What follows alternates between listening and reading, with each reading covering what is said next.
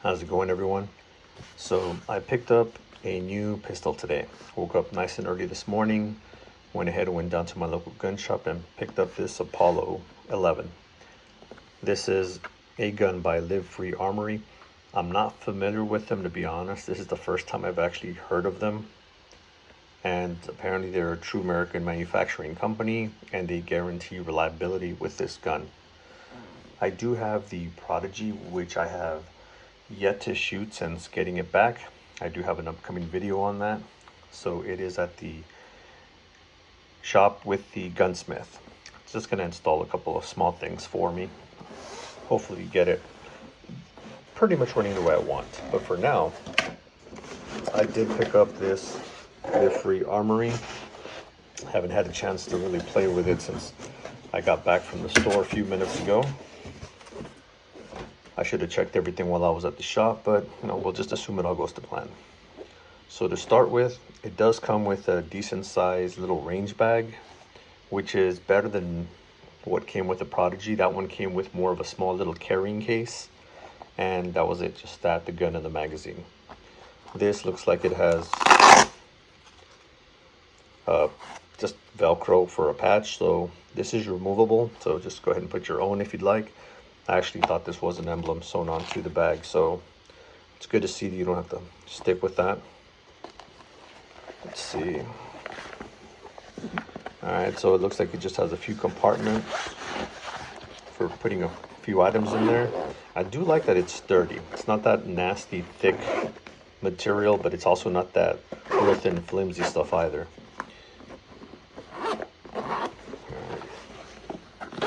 I know I purchased a gun. I'm sure it's in here somewhere. So, looks like the sticker, some oil, screws for the optic, I would imagine. This does have an RMSC cut, not the RMR, which I was surprised. Seems a little on the small side, but I mean, the Oracle that was in the shop next to this one also had an RMC, so I'm assuming it's for a reason. Probably the width of the slide. Silica gel pack. If I know some people hold on to these and put them in ammo cans, I don't. And warranty card information. Let's put that aside. Now this is funny only because this gun only comes with one magazine, so I guess they throw that in there just to kind of tease you. All right. Nothing else in there.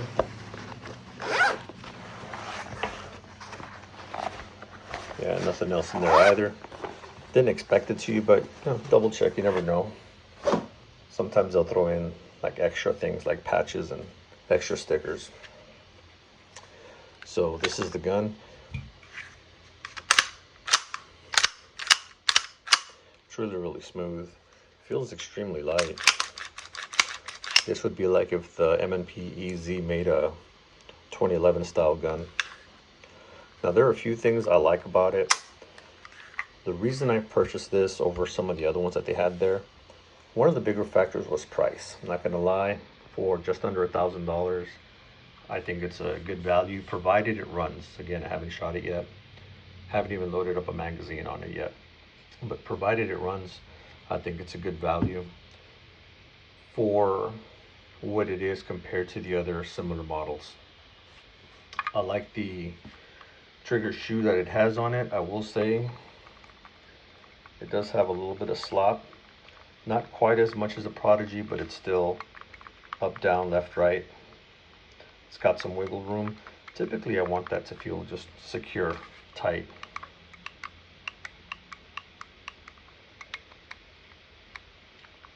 Nice stiff wall. I don't like the ones that have some creep to them, like not when they're new. Even then, new or not, I just don't like it. That makes it feel like a cheap gun. So nice stiff wall. It's a little heavy on the trigger. I'm going to guess somewhere about 4.5, maybe even 5 pounds. But I'll work on that. I'm hoping to get this down probably somewhere to like a 2.5, 3 pound trigger pull. I'd be happy with a consistent 3 pound I like that they didn't have a large logo. That's their logo, just an eagle, small, very subtle. Serial number, just the required information. Even on the barrel, 9mm, it's just 9 mm. It's not written across the whole thing. On the other side, just simple model number, Apollo 11. Unlike others that like Kimber or Sig that they write their whole name across the slide, I'm not a big fan of that. I get it, they want to advertise, but it's not something that I would go for if I have the option. It does have these cool little serrations. It does have that cut up front. I think that's just more for aesthetics.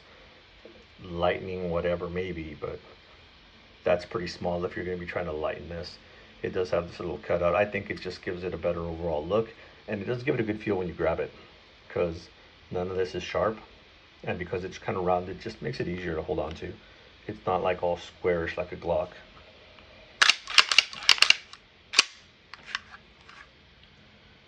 I do like that bull barrel that it has there.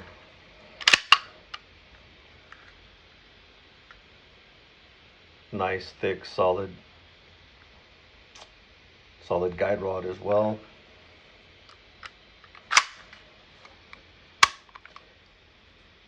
I do like that the slide release isn't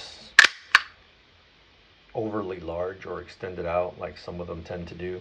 I think that's a good option for people who want to turn these into race guns. Let that person modify it, but from the factory, I like something like this. It's not hard to manipulate, and it's not also overly extended. I've never been a fan of these grip, or not the grip, but these style of screws that stick up above the grip. I prefer more flush look, but again, preference. That's where me as a customer can be the one to go ahead and modify that if I don't like a particular look. But you know, it's just something I personally don't like. Another thing I'm not a fan of is that these are not ambidextrous. I like SIG and some of the MMPs for that reason. I could just switch that mag release. I am left-handed, and as you can see, it's a different shape altogether. Not the worst thing, but it's good to have options. On a positive, the spring for the mag release is not very stiff, so you can easily manipulate this with your right hand. I don't think an extended mag release would be necessary. You can if that's just your preference, but not one of those absolute things that you need to get because it's perfectly fine. It does have that little over-traveled screw. I did notice it did not come with a little Allen key. I have plenty of Allen keys, so that's not an issue, but it does suck that when you're paying $1,000 or over for any gun that it doesn't come with these small things. It's all in the details. All right, the sights, blacked out rear, like a lime green, fluorescent green front. Looks like it's got tritium. Let me take a quick, yep. It's got tritium in there.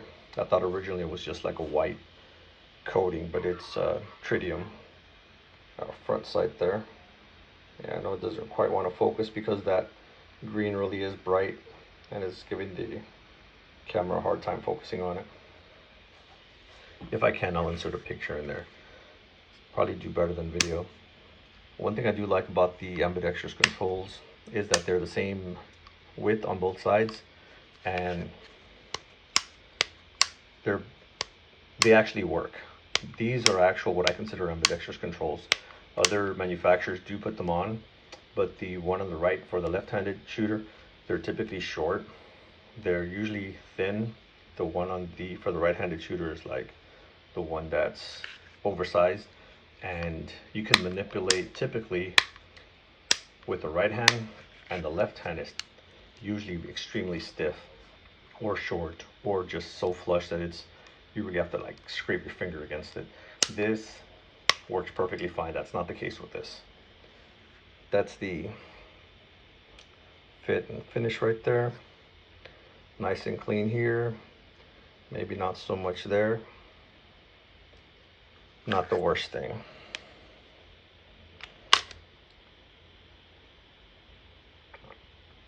Just wanted to make sure it wasn't anything else that I saw in there.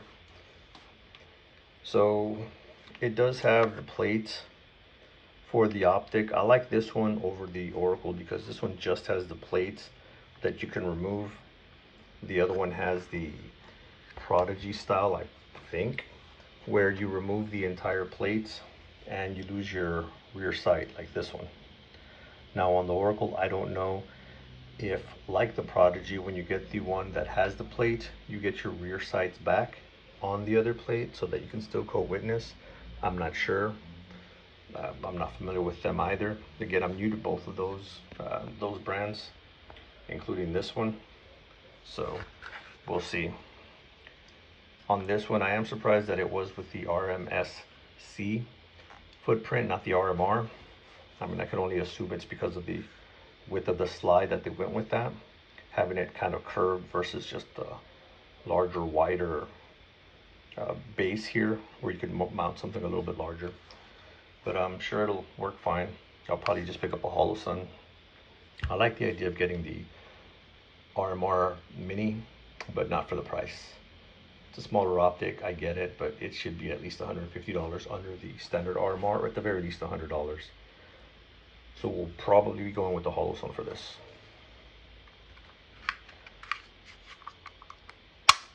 I like the grip texture on this as well. Feels like a waffle style feel. It's hard to describe. Kind of sandpaper, rough feel, but not uncomfortable because of the shape of the little, don't really want to call them serrations, but the stippling on there. So it's positive grip, but not abrasive in a negative way. This is a little unusual only because it doesn't quite match the grip. It looks like it was made more to match the top look of the slide. But being that it's the only thing on the lower part that's even that color, or not that color, but that design, kind of throws me off a little bit. Nothing that really matters in the grand scheme of things, but it is something that kind of stood out, like kind of an oddball cut compared to pretty much the rest of the gun, except maybe for a little bit of the top there. Not much of a magwell to speak of. I mean, I guess technically it is. It does have that little beveled part, but if anything, this is just more for your grip. It really lets your hand kind of sit on the grip and gives you that little extra pressure there. So I like it. It's an overall good gun from what I can tell. Not the best. A few things I don't like about it. Again, one of them is the trigger. Not the trigger shoe, just the trigger. Yeah, it shouldn't feel that loose. Not sure if you can hear that, but definitely loose. I'm not exactly, pulling on it very hard at all. And it being about 4.5 to 5 pounds, it's a little heavier than what I expect a gun in this category to be. Do I like it? Yes, obviously that's why I purchased it.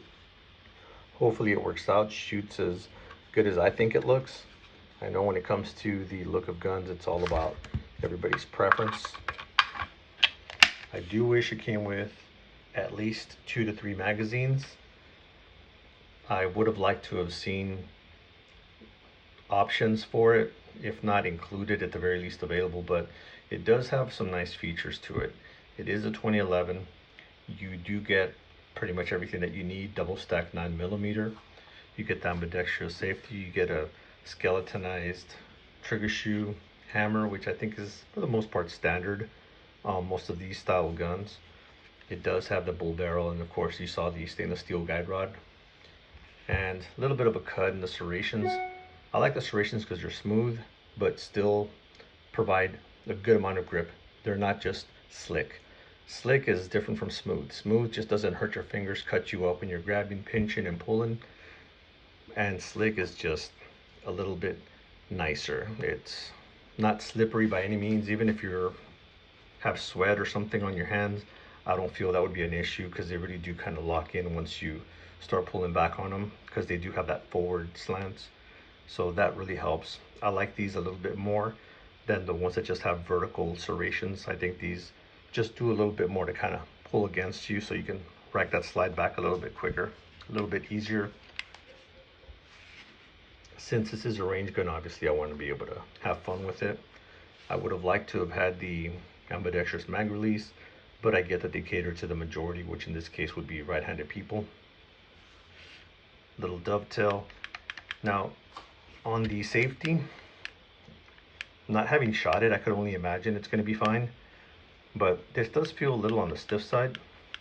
Again, it is brand new, but even that, comparing it to other 1911s and the only one other 2011 that I have, you could really feel the resistance on the spring for this one. If you're holding it, shouldn't be an issue. It falls, because this extends out, when you actually grip it, it falls into that space where as soon as you grab it, you're good, you're locked in. You don't have to do anything extra. It's not sitting a little too low where you really have to like have it be flush. This sticks out enough that a standard grip should be enough for you to engage that safety. Next step is to go shoot it. I'll probably take this out with my P320 since I have the new module on it and test them out. And once I get the Prodigy back, I'll do the same with that as well.